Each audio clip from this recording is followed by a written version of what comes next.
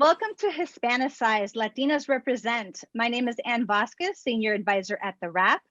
And today I have the pleasure of speaking with a few of the Latina stars and the writer of the long-awaited Warner Brothers film, In the Heights, which is coming to both theaters and HBO Max on June 11th. The brainchild of Lin-Manuel Miranda and directed by John Chu, the film explores universal themes that touch on everything that's really important today: community, family, chasing your dreams. On our panel today, we have Dascha Polanco, who plays Cuca, who's always the life of the party. Please give a wave. Hi. Next, we have Daphne Rubin-Vega, who plays a sassy salon boss lady, Daniela. Please say hello. Hello. And finally, we have the writer of the film, who also was instrumental in the Tony-winning musical on Broadway, Quiara, Alegría, Hudes. Hi. Welcome, everyone. So today we'll be talking about what it's like being part of such a historic Latinx project, both in front of the camera and behind the camera, as well as the important themes that In the Heights really touches upon. So let's kick it off. Let's talk about, we are currently emerging from a really difficult year, not just here in the United States, but globally, where our physical and connections to people and connections to places have really changed. So why do you think the themes of In the Heights are more important than ever? And this is open to anyone. Anyone, please jump in. Well, you mentioned places, and we did, in terms of place, the piece is set in Washington Heights in New York. That's where we filmed it. And we filmed it before the pandemic. So the neighbors came down from their homes, from their living rooms. They brought their folding chairs. They stretched out. They brought us coquito on, especially long days. They became part of our family. And Lord knows I'm not the only New Yorker who misses that. I miss seeing my neighbors' faces. I miss walking down 181st Street and all of the piragüeros and the people selling pasteles and all the different things that would be for sale. It's less now, and I want that life again. I want the life centered around the neighborhood again, and I hope this movie is part of that return and reminds us of what a joy and blessing that is. On top of that, like the actual event of shooting, we were literally in people's homes. And literally, they were letting us into their homes and their neighborhood day after day after day. And it became part of the fabric of the vibe of the film. Even though it's about a very specific place, that feeling of belonging, inclusivity, home, was very present. Remember Dascha playing dominoes with people on the street. It's my vice. It's the thing that I do. But just add to both of you. First of all, I think the idea of community, I think of human connection after the year we've had, and the idea of the Latin community, the Hispanic community. Our community has had the opportunity to have people like Lynn, people like Quiara to write these scripts and provide opportunities for all of us. BIPOC people and actors and artists. And I think that that's something that's essential for us to see on the screen, but also to see in the neighborhoods, right? Where we get to inspire the small businesses and the people that have the frios and the pastelitos and the dominoes. And we learn that, we're just not a community that make noise, we're a community that make change, and we make movement, and we're always moving. So I think it's very important now, and it was meant to happen now, and it's going to be more appreciated now more than ever. So let's talk a little bit more about Washington Heights. Everyone says it's the, Latinx capital of New York City, and, really it serves as an inspiration for, and the backdrop for In the Heights. So what makes it so special, and what makes it the perfect backdrop? Okay, well, I got to jump in because I don't want to there's a lot of Latino communities all around the 5 boroughs. So Right. And we all got cousins and tios, madres in various areas, far out in Brooklyn, right here across the river in the Bronx. So, we are everywhere, but this is it's Washington Heights. I mean, yeah, it's predominantly the Dominican community. Let's just be clear with that. We have to be what it is. It's predominantly Dominican. Yes, it's Latinx, and we have Spanish Harlem. I'm from Brooklyn, and I love my Washington Heights. You know, I'm Dominican, and it is what it is. And across the board, I think that the idea that it was set there, yes, it's great, but the message that we're saying, we're not trying anymore because it's done, right? We Right. used to say, oh, we're gonna Right. try to do this, but now we're doing it. We're actually Yes, being about it. Right? it's done. It's done. The message is that whether we're here, whether we're there, our communities transcend, and we're not here to take over. We're here to be part of, and we belong, you know, and at times when we feel like we're being pushed out, we resist, yes, and we have the right to, because we do belong here, you know, we belong. And so it's important for us to send that message and for our community to understand that we have every right to be. To live in fear is one thing, and is not how we should live. Is to live in resilience and to live in celebration. And I think that that's the message in the Heights, is that regardless of everything, we celebrate, and we're always going to celebrate and be proud of where we're from, whether it's Dominican, whether it's Puerto Rican, Panamanian, Colombian, the Latin Americans and beyond. We're all over. You're not getting rid of us. You know what I mean? Yes, there's that. You know, and also, but like in that, I keep saying, in that specificity of being, I mean, Washington Heights is a beautiful, and it has character, just like New York. New York has an incredible character of its own, and within New York, it's got beautiful complexities that are actually sort of microcosms of other communities, Right. where when we tell a story that's real and has truth behind it, people can identify, can recognize truth, you know? And I think that it's really new and different for the world. I've never seen a film like this. And so it's immensely a source of joy, you know, punto y aparte, but specific joy, because people who my family will be able to rejoice when they see themselves reflected. And my ancestors would not have believed it, you know, like the women who actually were the salon owners, you know. You also said something like that before too, Dascha, but like, yeah, this is a dream come true for them, you know? I mean, that's real, that's important for me.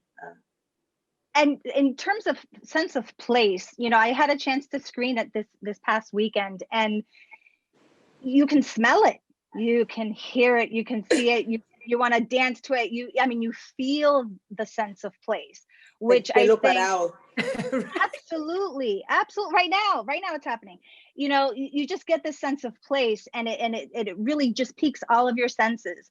So, you know, let's segue to, you know, the brainchild, you know, the creators behind this. So Lin-Manuel really changed the game with storytelling within the Heights on Broadway, and then later with Hamilton. And the same could be said for John Chu with Crazy Rich Asians. It really feels like a perfect multicultural marriage made in heaven, you know?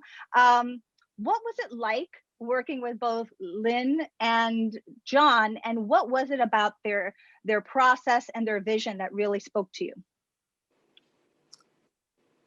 You know, when I first got the opportunity to meet with John, that was huge for me, because I've worked with other directors, and not to discredit anyone, the experience was very different. I felt part and involved. So he considered what I thought of and what I could bring to the character. And for me, it was my first time where somebody actually, like, you know, as a supporting role, call me in and say, I want to meet with you. I was like, am I losing my job? Or I don't know why I'm, but okay. I was really nervous. But once I got to the room, and he's like, you know, I wanted to show you, this is what it's going to look like. This is what it is, whatever input you can. Like, he really did his business and his research to really be as authentic, but to also respect that this is important for us, and it has to be really authentic. And for him to involve the actors like that was a first for me. And then, I mean, Lynn is always so, I was gonna say emotional, but not emotional, but really like aware of his, really sensitive to everyone and aware of how we feel and how the artists, how comfortable they are. And I think that when you create a comfortable environment where you're safe and when you feel like you're at home and you're part of the family, that's why we got the, you know, ¿cómo que se dice? I don't want to say like in English it's goosebumps, but I don't know. right, Los pelitos, goosebumps, pero uno yeah. dice Pelo se parado. engranoja, uno dice que se Pelo parado. engranoja, uno se engranoja, and it was plenty of those times and plenty of times where we were just very spiritual and in our moment. And I mean, it was an honor to work along Daphne. I mean, what she's done along the way and to see her in this light now, so rightfully deserved, is something that they created.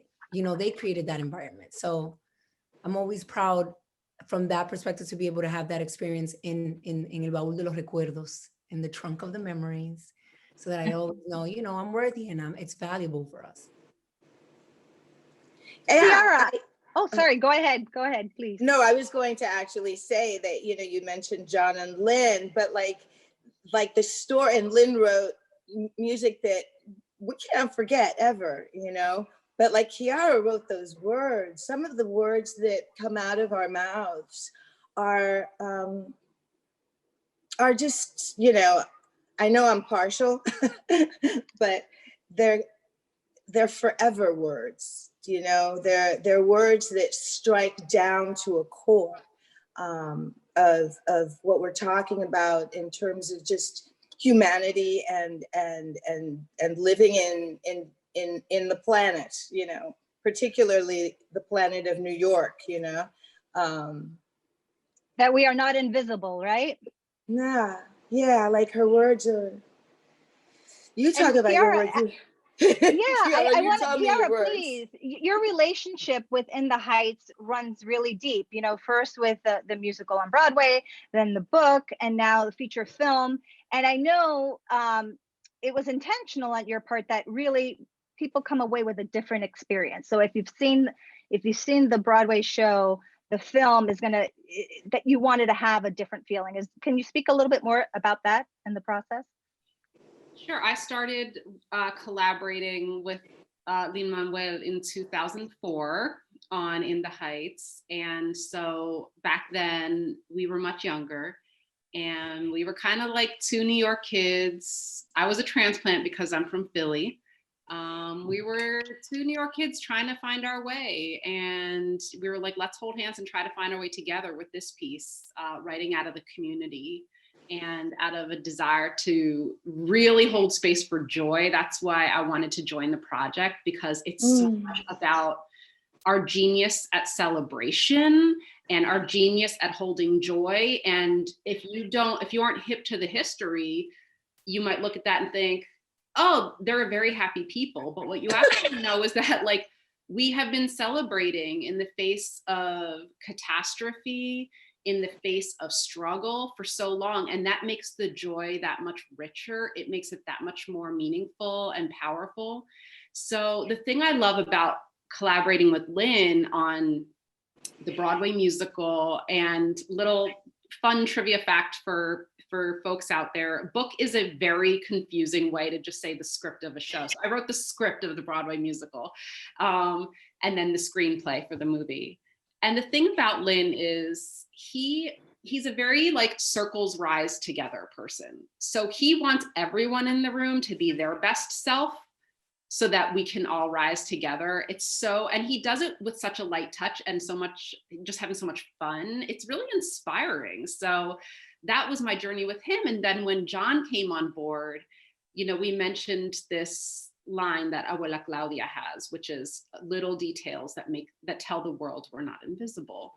Now we know we're not invisible, but sometimes others have not caught up with that fact. Okay. And so John Chu was really honed in on that little details. For him, the details really mattered.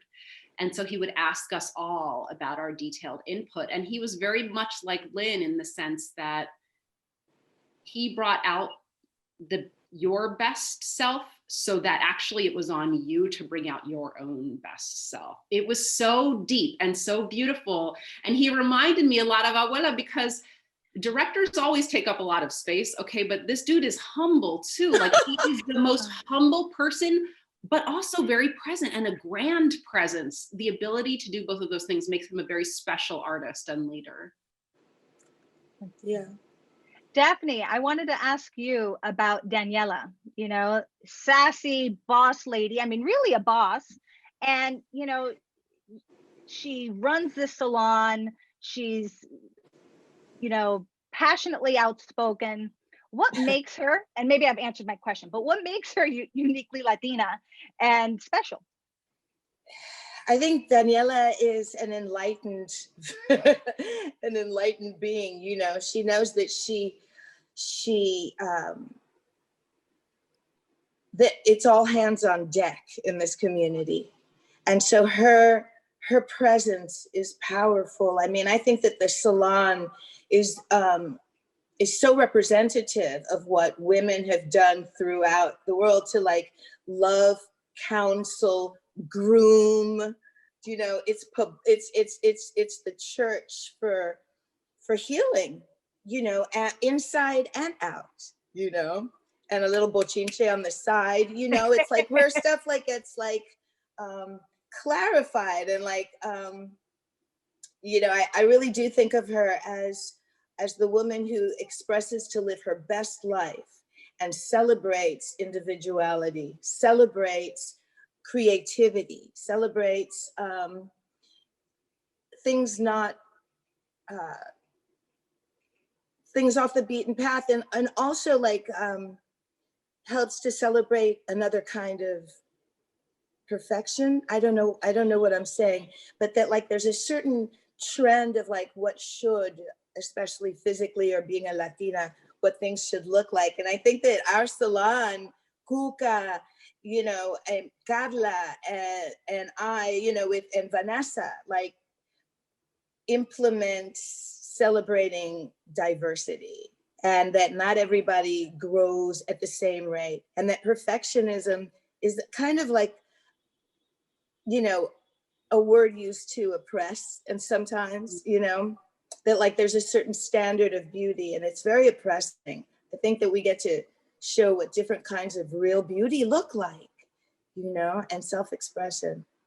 You know, Yeah. that's a very good point. Speaking to the sisterhood of the salon women, Dascha, you know, you're the Cuca is the life of the party. You know, I feel like when I see the women at the salon, it's the women at the salon anywhere, right? It's not just in Washington Heights. I mean, I'm from Miami. I've seen that in Miami. I live in LA. I've seen it everywhere I go, right? You know, in community, you see that connection, that sisterhood.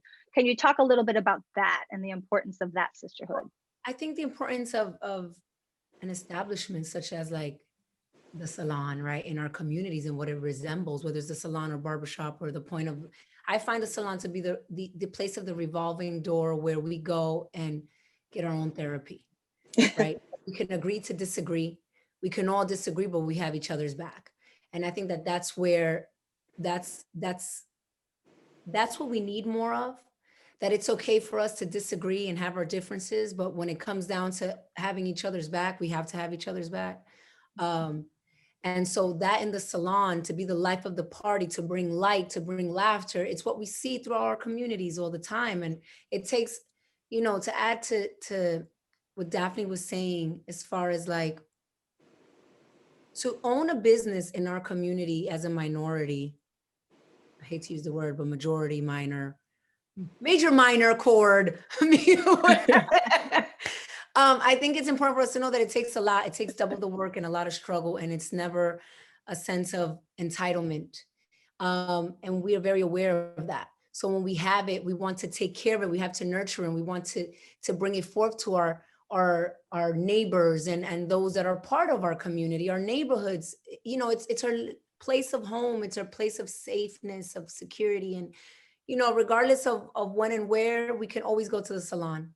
And we uplift each other, and we leave there knowing some truths that might like reveal some things with the bochinche, but we also look better. What we need. And the part of the salon is just not the salon, is wherever we establish a business, for us is a place of why we're here, and it's a place of an accomplishment.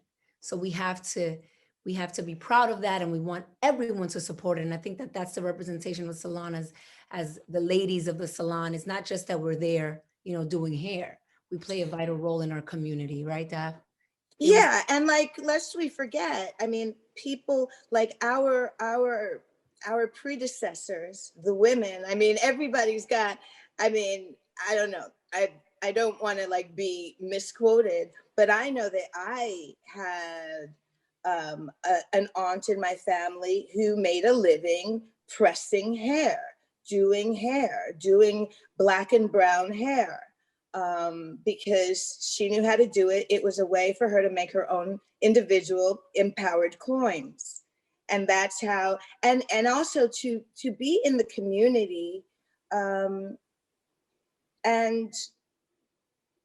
really come from a place of embracing, to like that, like, what is my community? Like, what is my family? My family is not necessarily the people that I was born into.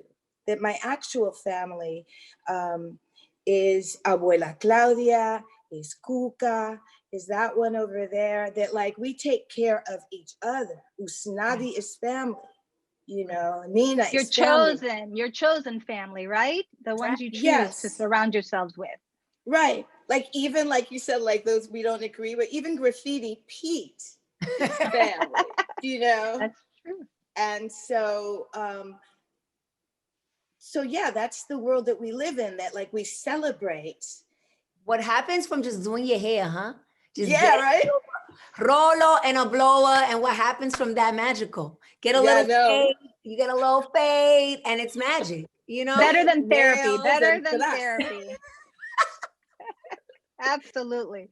Tras. Quiara, if you can speak to the adaptation from a musical on Broadway to the big screen, you know, what was that process like? Any do's or don'ts? What did you keep in mind? Well, I wanted it to be a new experience because from watching stage musicals be adapted to movies, I think when they try to replicate the experience too closely, it's hard. Things work on stage that don't work on screen. It's really a different art form.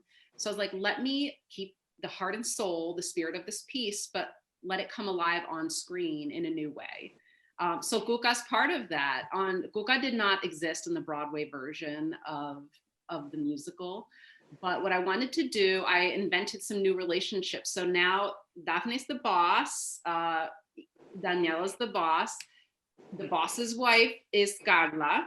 So then I was like, okay, so I don't want to just have the boss and the boss's wife. I want to have, you know, the employees too. So we have Vanessa and we have Cuca. So Cuca gets added on there to represent the employees, not just the ownership, and to show how that community runs and rolls. And that's one of the examples of the changes I made. I added a whole new generation because In the Heights opened over a decade ago. There's a whole new generation. Usnavi and Nina are not the young generation anymore. And Sunny is not the young generation anymore. So there's an even younger generation of today's children that see the neighborhood in a different way, through different eyes. And, you know, Usnavi teaches them from the bodega who they are and what their history is of the community.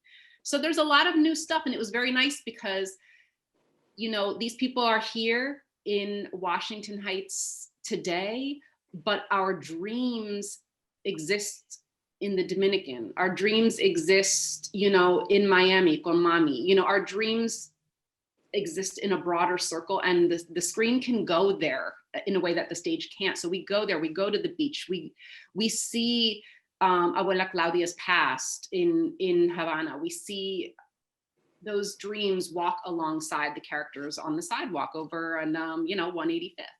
I see Cuba in the subway with Cuca, you know? Yeah.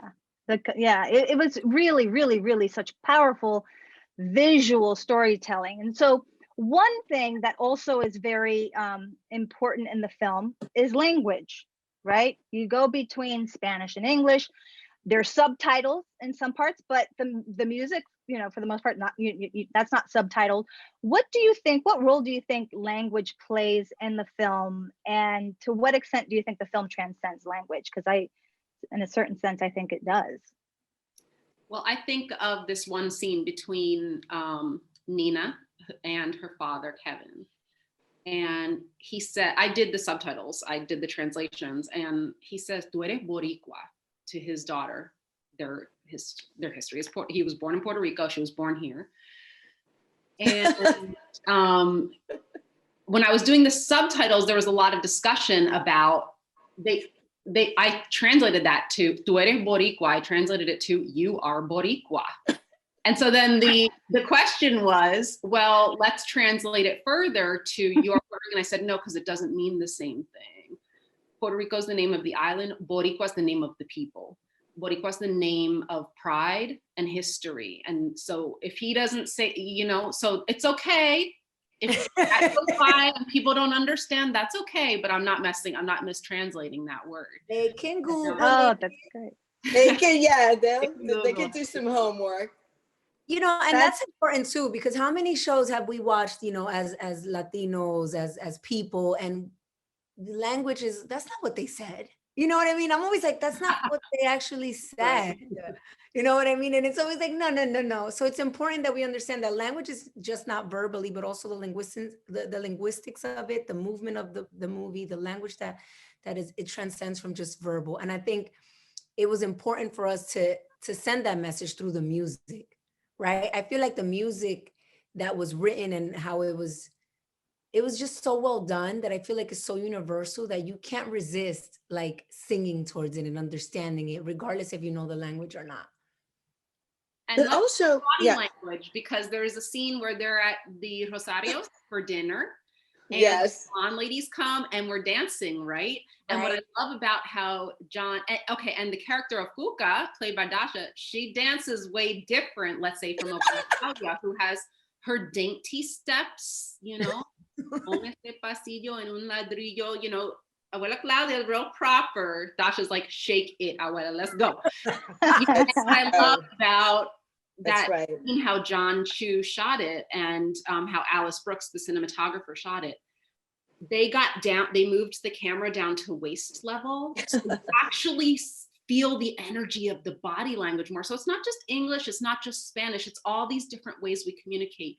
Food is love, so we spend a lot of time and attention and care showing what is Abuela Claudia cooking, right? How ropa vieja. Daphne had a very funny line about, vegan pasteles, which cracked me up because my mom is one of the few vegan Boricuas, and she vegan pasteles, you know? So it's not just English and Spanish, it's all of the languages we speak in the community. That's fantastic. Also, you know, it's interesting. I was thinking about a breakdown for a project that I was reading, and usually this industry, and I'm only saying that because this is an exception to that, has Latinos, Latinx actors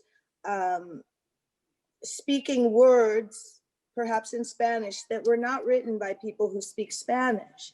So like a breakdown is like, you know, we're all trying to be so politically correct that sometimes it's like, you know, so we want a female presenting person, pero Mexican, pero with a Latin accent, or without, you know, don't push your, and it's like,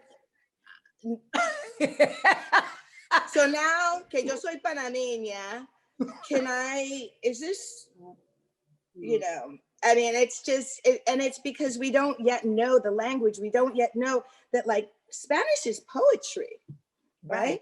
Like Spanish is poetry and Spanglish is poetry. So yeah, so I'm so happy that you didn't break down Boricua. And let's talk accents too, because when we were going through casting, you know, I started out as a playwright. Now I'm getting to write for screens also, but you know, it's like, do we speak with an accent? Do we speak with an accent? I'm like, your accent is your music. That's in your control. Because in my experience, you have one family, everyone came at a different time, at a different age. And so one family has 10 different accents because Absolutely. of where they were when they moved. Who raised them? Did abuela raise them? Or were they, you know, at an English speaking daycare? That alone can change someone's accent. So it's nice to just, you know, we weren't telling people how to talk. I love that. I love that. Yeah, but like, That's very true. nobody speaks like their abuela? Who speaks like their abuela? You know? Right. I don't Nobody. speak like.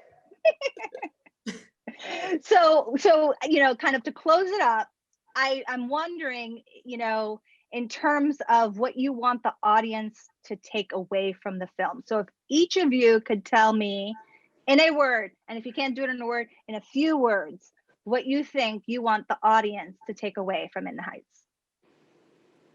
Whoever wants to go first. Annie, Dascha? you can't tell a Latinx person que una palabra. I know. That's why I said a few. Once I said one, I'm like, oh, that's not realistic. Okay. Yeah, Aguacate con pan. That's all I'm going to say. Aguacate con pan. That's all I'm going to say. Oh my goodness. You go first. Una palabra, serio. Or close to one. A few words. Love. Just love. Love, inspiration. Love, inspiration, like, you know, I know peace is very like broad, but like a sense of, I just like a feeling of like, that we can breathe. Do you know, a feeling of being able to take a full breath. I know that that's a loaded statement these days, but for a very, very, very powerful reason, because it's true. And we get to be allowed to take a full breath in a way that I've never, ever seen on film. Yeah. That's a good one. That's a good one. Dascha? Yo voy a decir algo en español. Pues. Go for it. Yo voy a decir vivir y ser libre. That's what I'm thinking. This is what I get. And I'm going to break it down for you really quickly in English. I think that we're in a place right now after what we've experienced and beyond and historically, to live is to live, but to be free and live is something that no one can take away from you. So be free in your most, and that encompasses everything, whether it's your gender, where you identify, where you're from, whether your legal status, whether you're politically or not, be free and live. And mind your business. That's all I'm gonna say. Pero vivir y ser libre. Yeah, live your best life. Love Not somebody it. else's, right? Right. Love it. All right, Quiara, you have the last word. Okay, I was thinking Or three words. I was thinking All right. 3 words: past, present, and future. Because for me, I want to learn more about and honor the past that got us here. A lot of these are unwritten histories, and so we had a lot of unearthing to do, not just in the written record, but speaking to our elders, getting those details of their journey in. But also, you know, present, we're coming out of a pandemic. Please, let's enjoy the present tense. Let's enjoy the moment. And I think this movie will help us do that. It really is just a celebration. It's enjoyable. And then future, because I want our work to just be an open door for the next set of artists to walk through. And they're going to show us what the future is, because we have no idea. They're going to show us. I love it. I love it. Well, thank you all for joining us at Latinas Represent. Thank you for your time, for your great words, for your insight, for your creativity, and for the gift really that you've given to the world. So thank you. Thank you for that. Thank you, Annie. And Thank you, all Anne. communities. We love you guys. This was so fun.